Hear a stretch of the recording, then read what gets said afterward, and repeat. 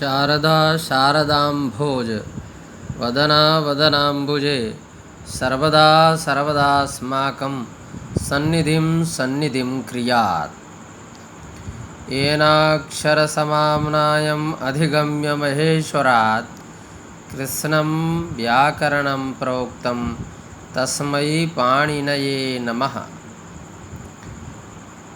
महर्षि पाणिनि, कात्यायन, पतंजलि, इन त्रिमुनियों को प्रणाम करते हुए आप सभी को नमस्कार।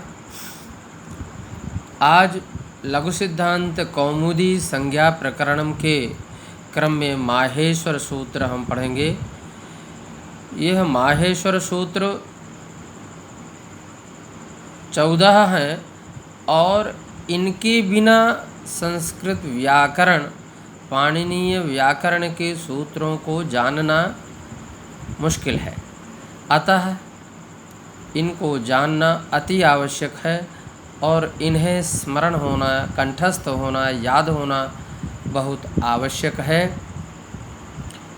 और ये माहेश्वर सूत्र क्यों कहे जाते हैं, यह भी आप जानेंगे कि महेश्वराद आगतानि सूत्राणि माहेश्वर सूत्राणि, महेश्वर से, भगवान शंकर से यह प्राप्त हुए हैं महर्षि पाणिनि को।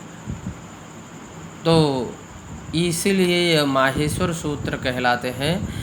और सर्वप्रथम इनका उच्चारण भी अति आवश्यक और महत्वपूर्ण है, क्योंकि कई लोग इसका उच्चारण सही नहीं करते हैं। कई जगह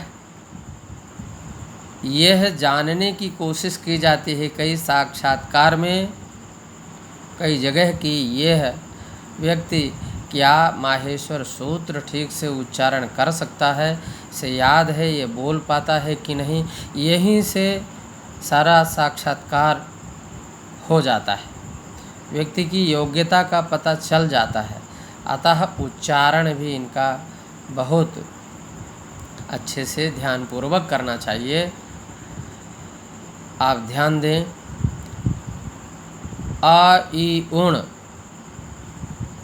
पुनः आ ई उण, री लृक, ए ओंग, आई औच, हा या व रट, लण ञ म ङ ण नम, झ भई, घ ढ धश, ज ब ग ड दश, खा फा छ ठ थ ज ट तौ, कपय, श ष स र, हल। इसमें 13वां जो सूत्र है श ष सर, ये 3 प्रकार के सकार हैं। इसमें पहला तालव्य सकार है और दूसरा मूर्धन्य सकार है, तीसरा दंत्य सकार है। तो इन तीनों के उच्चारण में भी ध्यान देना चाहिए कि तालव्य सकार में जिह्वा का मध्य भाग ऊपर की ओर लगता है, जैसे हम च उच्चारण करते हैं श, इससे सीटी भी बजती है। हिंदी में इसे सीटी वाला सा भी लोग बोलते हैं। और इसके बाद जो मूर्धन्य सकार है, इसमें टा बोलने में जैसे जीभ का अग्रभाग ऊपर की ओर लगता है, ऐसे ही इसको ऊपर का भाग, तालु के ऊपर मूर्धा का स्थान होता है, वहाँ जिह्वा का अग्रभाग लगता है।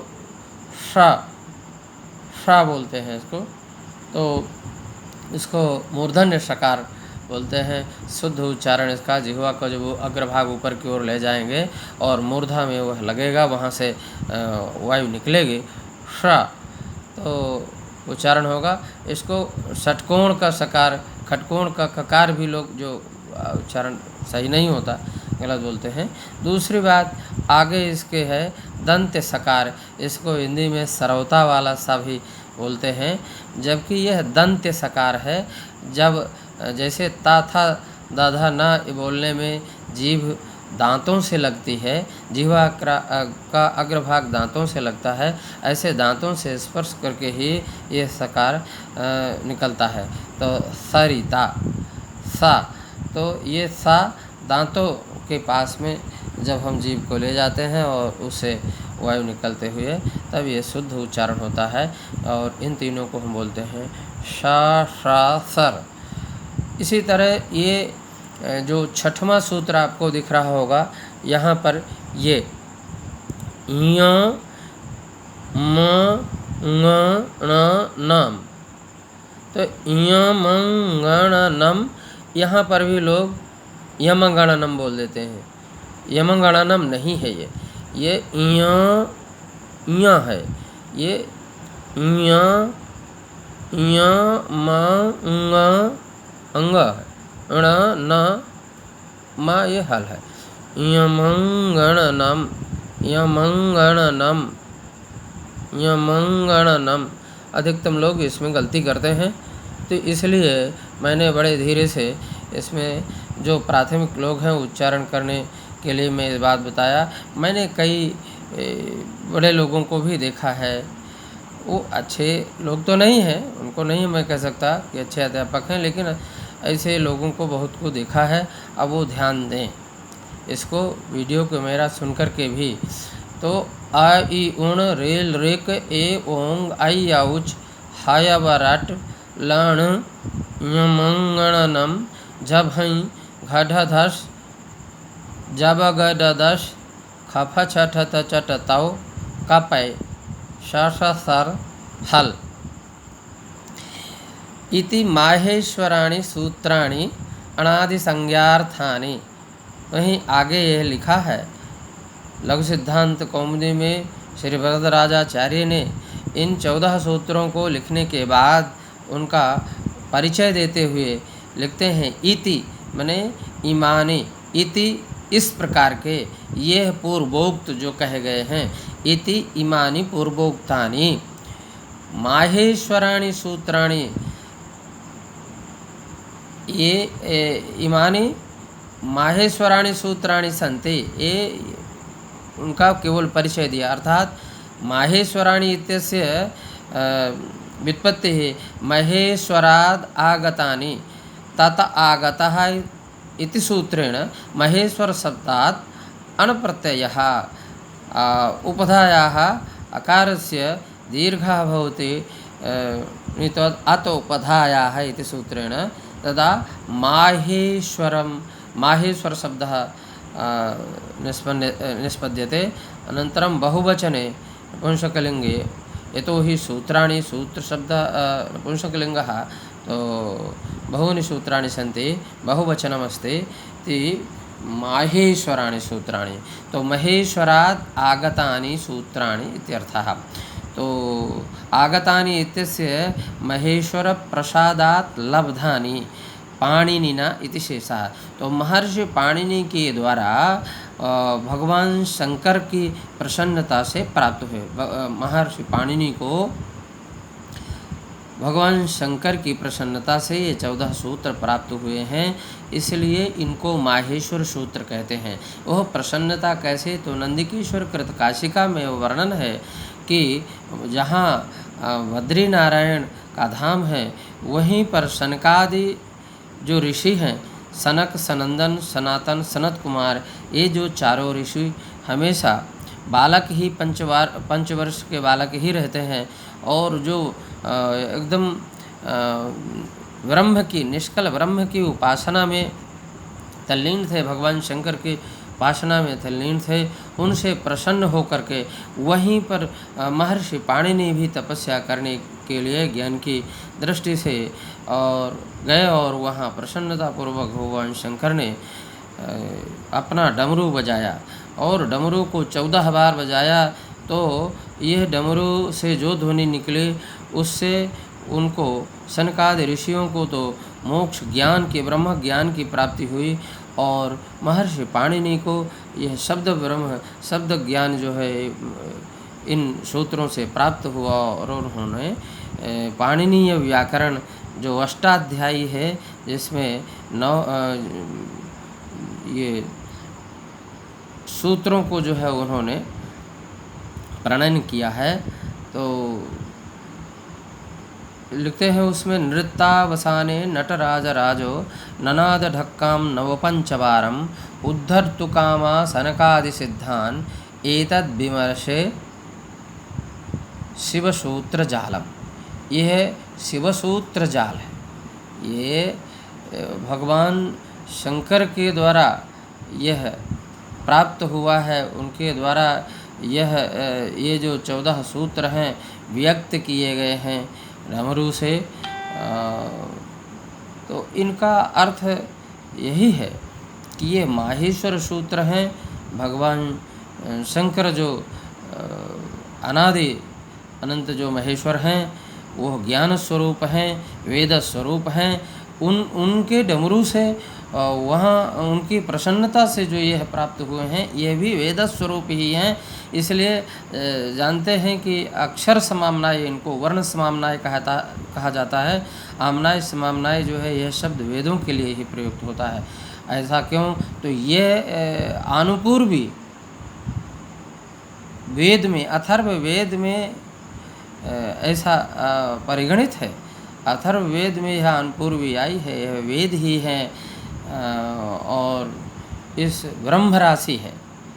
ये ब्रह्म राशि है, ये ब्रह्म का चिंतन, ब्रह्म का ज्ञान इनसे जैसे सनकादि ऋषियों को हुआ, किसी को भी हो सकता है। महर्षि पाणिनि ने इसलिए संपूर्ण जगत को इसका लाभ देने के लिए व्यक्त रूप में अष्टाध्यायी का प्रणयन करके संस्कृत व्याकरण को, संपूर्ण संस्कृत वांग्मय को इसके अंदर निबद्ध करके संपूर्ण मानवों का कल्याण किया है और उस शब्द ब्रह्म का ज्ञान कराया है।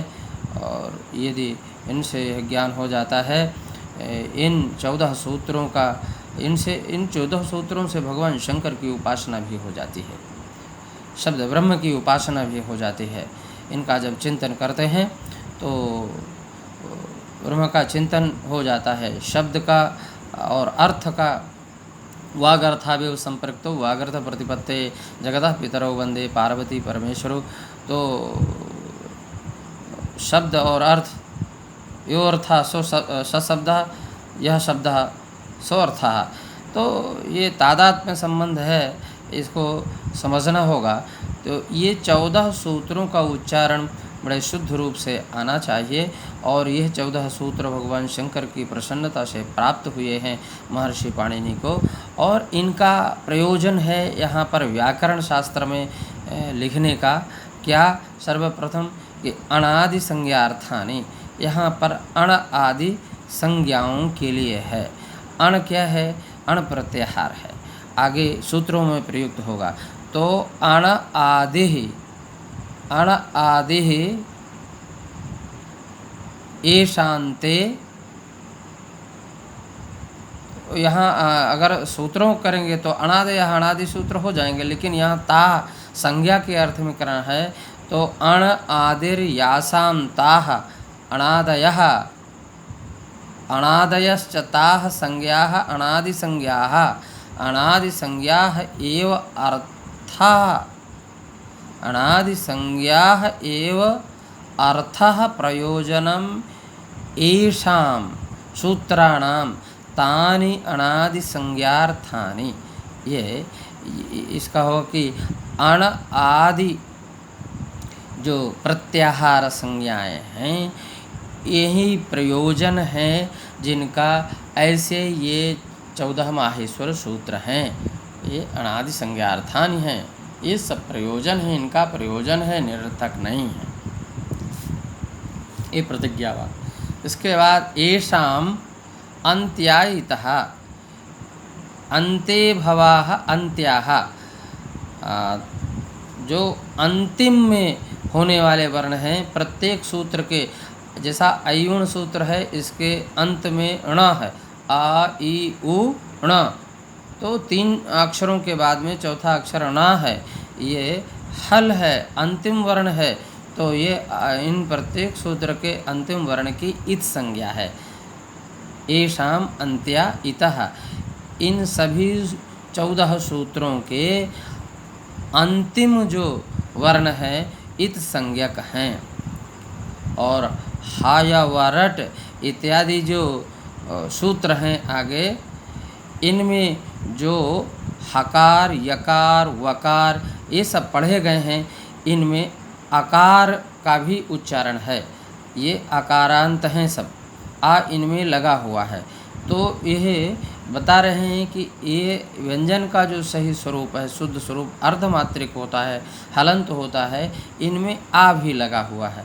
तो इस पर आगे इसी पर समाधान आगे देते हैं कि हकारादिष्वकार उच्चारणार्थः। हकार आदि, आदि शब्द से हकार है, आदि में जिनके ऐसे या व रा से लेकर के हल के हा तक जितने भी अक्षर हैं सब हकार से लेकर के और हल के हा तक सब हकारादिषु अकारः उच्चारणार्थः। तो हकारादिकों में जो आकार लगा है उसका प्रयोजन केवल उच्चारण मात्र है। तो उच्चारण के लिए है। हकारादिकों में जो आकार है वह उच्चारण के लिए है, ये इसका अर्थ हुआ। हकारादिष्वकार उच्चारणार्थः। क्यों? तो उच्चारण इनका संभव नहीं है, क्योंकि यह व्यंजन हैं, इनकी स्थिति बिना आकार के, बिना स्वर के उच्चारण इनका नहीं हो सकता है। महाभाष्यकार पतंजलि भाष्य में लिखते हैं, नहीं अचम बिना व्यंजनस्योच्चारणमपि संभवति।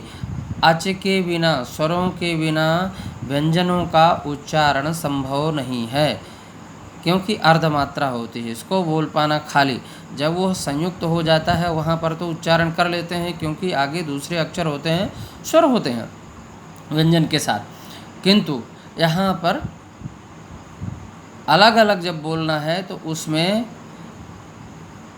उच्चारण के लिए स्वर आवश्यक है। और प्रथमोपस्थितत्वात्, जैसे स्वरों में सबसे पहले आकार है, इसलिए उसको छोड़ करके अन्य स्वरों को लेना उसमें कोई प्रमाण नहीं है। माना भावः और भी बहुत सारी बातें हैं, पर सर्वप्रथम आकार ही है और वही कंठ से उच्चरित होता है सर्वप्रथम।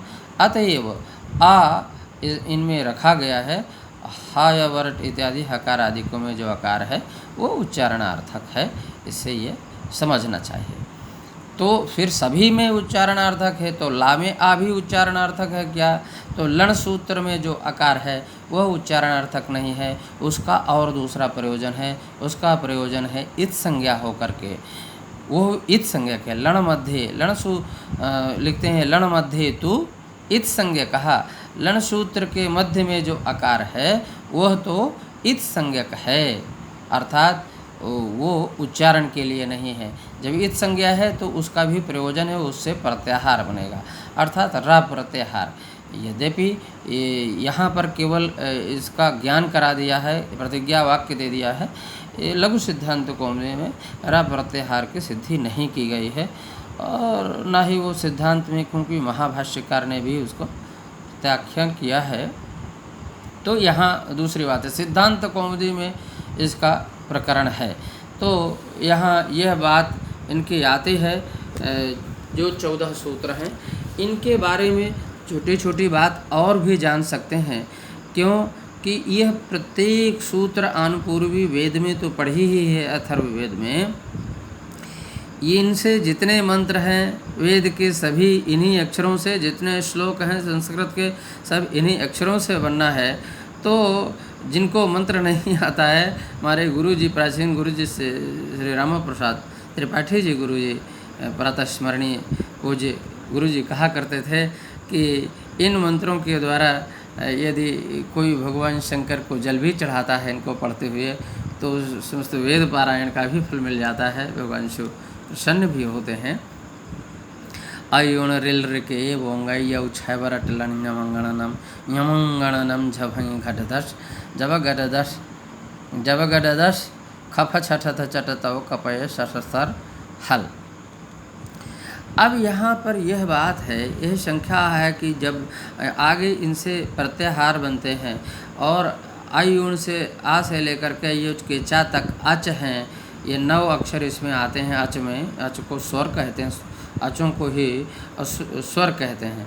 और स्वैरम राजन्ते, स्वयं राजन्ते, ये स्वराहा, स्वयमेव राजन्ते, वो स्वयं ही शोभायमान होते हैं, उनको उच्चारण के लिए किसी और की आवश्यकता नहीं पड़ती। पर व्यंजन में उनकी स्थिति जो है वो सरलतया स्वयं नहीं बोले जा सकते हैं। विगता अस्ति अंजनाया स्थिति है येषान्ते व्यंजनानि तानि व्यंजनानि भवन्तु। तो व्यंजन बिना स्वर के नहीं बोले जा सकते हैं। तो यह स्थिति इनकी है। इनमें से एक प्रश्न शंका, यद्यपि सामान्य बालकों के लिए यहाँ पर शंका करना उपयुक्त तो नहीं है, फिर भी और जो लोग हैं वरिष्ठ लोग वो समझ सकते हैं कि यहाँ पर यह प्रश्न उठता है, शंका होती है कि आ ई उण, यहाँ पर रेल रे के एवं यहाँ पर स्वर हैं जो, तो आ ई में आद गुण सूत्र से लेकर के यहाँ गुण क्यों नहीं हो जाता? आ ई को मिला करके गुण जो है यहाँ प्राप्त है।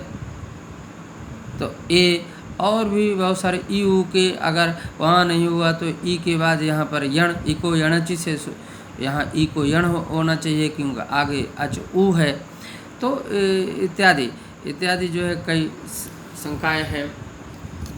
तो यहाँ संधि कार्य क्यों नहीं होता? तो संधि कार्य के नहीं होने का एक सामान्य उत्तर है। वस्तुतः ये वेद हैं, वेद अनुपूर्वी है, छंदोवत सूत्राणि भवन्ति, तो छंदसि सर्वे विविधेः विकल्प्यन्ते, इसलिए पर ये विकल्प होगा तो क्या कभी हो सकता है? तो यहाँ नहीं। निपातनात् एक तो ये है छंदसि निपातनात् और निपाते का जनांग प्रगृह्य संज्ञा और प्लुत प्रगृह्या च नित्यम से प्रकृति भाव। दूसरी बात चादयो सत्वे में चादिगण में भी पठित हैं, इसलिए भी इनकी निपात संज्ञा है। और स्वरादि निपातम अव्ययम जो अव्यय संज्ञा अव्ययादाप सुपा से लुप हो जाता है। जो विभक्ति भी यदि आएगी तो विभक्ति का लुप हो जाएगा, विभक्ति भी नहीं रहेगी। और दूसरी बात ये चूँकि निपात संज्ञा हो गई तो निपात एका जनांग जो सूत्र है उनसे उस सूत्र से इनकी प्रगृह्य संज्ञा भी हो जाएगी। एकाच जो आंग वर्जः प्रगृह्य स्यात्, निपात एकाच अनांग एकोच आंग वर्जः यो एकोवच स प्रगृह्य संज्ञा स्यात्। तो आंग से हमने आंग को छोड़ करके तो जो निपात है, तो जब ये निपात है एकाच है प्रत्येक स्वर की क्या हो जाएगी? प्रगृह्य संज्ञा। तो पृथक प्रगृह्या च नित्यम से प्रकृति भाव हो जाएगा। तो यहाँ प्रकृति भाव हो गया, तब वही प्रकृति भाव संधि हो गई, किसी में कोई विकृति नहीं होगी, तो अपने वही स्वभाव में रहेंगे। ये एक साधारण सामान्य उत्तर सभी के लिए है इस स्थिति में। और ये प्रश्न होता है। दूसरा प्रश्न एक और बहुत ऐसा ये है कि अच प्रत्याहार आयुण के आ से लेकर के अयोज के चा तक जैसे होता है, तो यहाँ पर बीच में अनुबंध आते हैं। आयुण में णा है, रिल रिक में का है, एवं में अंगा है, तो ये भी अच प्रत्याहार के अंतर्गत आ जाएंगे। तो ये प्रत्याहार में इनका यदि ग्रहण हो जाएगा तो ये भी अच कहलाने लगेंगे, तो स्थिति दूसरी हो जाएगी। और लिए नहीं जाते तो यहाँ पर प्रश्न किया जाता है कि आखिर ये अनुबंध, इनको अनुबंध कहा जाता है, तो ये अनुबंध प्रत्याहार में ग्रहण क्यों नहीं किए जाते? अनुबंधानां ग्रहणं कथम न भवति? प्रत्याहारेषु अनुबंधानां कथमज ग्रहणेषु न। ये महाभाष्यकार ने वो भी दिया है कि अक्षु जो अच का जो जहाँ पाठ है और अच में स्वरों में इनका भी ग्रहण क्यों नहीं होता? तो हो जाता तो क्या होता? हो जाने से मधुणकारीयति दधिणकारीयति में ण जब अच मान लिया जाता तो मधुणकारीयति यह प्रयोग न सिद्ध हो पाता, वहाँ पर भी यणापत्ति हो जाते। मधुणकारीयत दधिणकारीयत में इको यणच से यण प्राप्त हो जाता कि इक हो जाता ई उ, और आगे णकारियत में ण को मान लिया जाए अच मान लिया जाता, और आ गया होता यदि इसमें, तो यह अचपरे रहते यहाँ पर यण की प्राप्ति हो जाती और उससे ये आपत्ति हो जाती। मतलब ये क्या है, अतिव्याप्ति। यहाँ अधिव्याप्ति दोष हो जाता। तो इसलिए अब यदि होता तो क्या होता इसकी संभावना में, लेकिन नहीं होता है। क्यों नहीं होता है? तो उत्तर देते हैं, देखिए संक्षिप्त उत्तर है, मैं सामान्य लोग के लिए कहता हूँ कि आचारात, आचार्य का, महर्षि पाणिनि का ऐसा व्यवहार देखा गया है, आचार्य का आचरण शिष्टाचार ऐसा देखा गया है कि उन्होंने ये कार्य नहीं किया है। कहाँ? त्रिषि मृषे काश्यपस्य सूत्र है महर्षि पाणिनि का, कि वहाँ त्रिषि मृषे कृषे माने त्रिषि मृषे से काश्यपस्य, त्रिषि मृष उसमें क्या है? तो जहाँ का आगे पड़ा है ऋषि काश्यपस्य, त्रिषि काश्यपस्य, तो वहाँ इकार को यण नहीं किया ऋषि ने, वो अपने ही सूत्र में। यदि का, जैसे व्यंजन रिल का यदि उसमें स्वर में आ गया होता तो वहाँ यण हो जाना चाहिए, वहाँ यण नहीं किया है शास्त्रकार ने। इसलिए हम जानते हैं कि प्रत्याहारेषु इताम ग्रहणम न भवति, प्रत्याहारेषु अनुबंधानां ग्रहणम न भवति। तो वहाँ यह भी कहते हैं कि आचार्य जो है अचों में अक्षु, अचाम अक्षु, अच उपदिशते, हलाम हलसु, हल उपदिशते। तो जहाँ अचों का उपदेश हो रहा है वहाँ वो संगीत्वेन जो है उसका उपदेश नहीं करते हैं कि वह संगी के रूप, वहाँ अनुबंधत्वेन ग्रहण होता है, संज्ञा होती है और तब तक वो ग्रहण नहीं होता, वो चला जाता है। लोपश्च बलवत्तरः, तो ये बड़ा शास्त्रार्थ का विषय है, बहुत बड़ा शास्त्रार्थ का विषय है। पर सामान्य शंका समाधान यहाँ सामान्यतया लघु सिद्धांत कौमुदी में जो प्राथमिक छात्र हैं उनको इतना अधिक नहीं बताया जाता। पुनरअपि मैंने ये चर्चा कर दी। तो वहाँ लिखा है अनुबंधानां प्रत्याहारेऽनुबंधानां कथमधिग्रहणेषु न आचारात् अप्रधानत्वात् लोपश्च बलवत्तरः।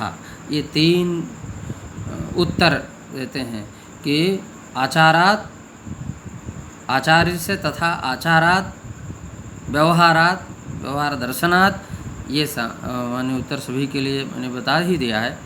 फिर बात आती है अप्रधानत्वात्।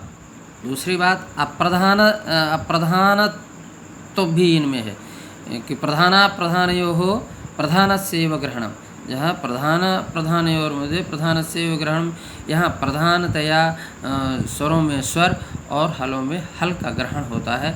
ये अनुबंधत्वेन इनका ग्रहण, गौणत्वेन अप्रधानत्वेन इनको यहाँ पर बोला गया है, इसलिए अप्रधानत्वाद भी उनमें ग्रहण नहीं होगा।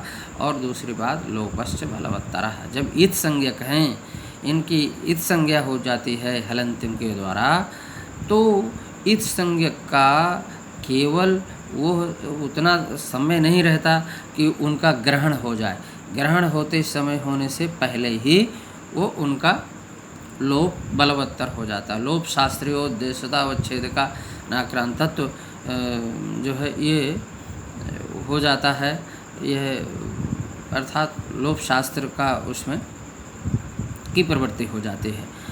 तो इसलिए इस समय यहाँ पर मैं ज़्यादा अवच्छेद का उच्छेद वाली भाषा का प्रयोग नहीं करना चाहता हूँ, सरलतया, क्योंकि जो प्रारंभिक लोग हैं वो इसका सब लोग इसका आनंद लें, जाने। तो ये 14 सूत्र बड़े महत्वपूर्ण हैं, इसलिए मैंने इन पर थोड़ी देर इतना समय लगाया और इनका व्याख्यान किया, इतना पर्याप्त है। तो इन माहेश्वर सूत्रों को अधिगत करें, इनके बारे में चिंतन करें और महर्षि पाणिनि आचार्य जो कहते हैं कि महर्षि पतंजलि महर्षि पाणिनि को हमेशा आचार्य, भगवान पाणिनि का भी प्रयोग करते हैं। आचार्य दर्भ पवित्र पाणि है, मुखम उपविश्य महता प्रयतनेन सूत्राणि प्रणयति स्म किमेता सूत्रेण। तो आचार्य को बहुत वह मानते हैं। ये जो सूत्र हैं ये किसी के बनाए हुए नहीं हैं, ये महर्षि पाणिनि ने भी नहीं बनाए और किसी ने भी नहीं बनाए। यह वेद की अनुपूर्वी है। वेद जैसे भगवान नारायण के श्वास निश्वास भूत हैं, ऐसे ही भगवान जो है शंकर के जो है डमरू से निकले हैं या स्वयं वेद स्वरूप हैं। भगवान शंकर स्वयं वेद स्वरूप हैं। भगवान शंकर ही इनको अपने स्वरूप में प्रदान किए हैं।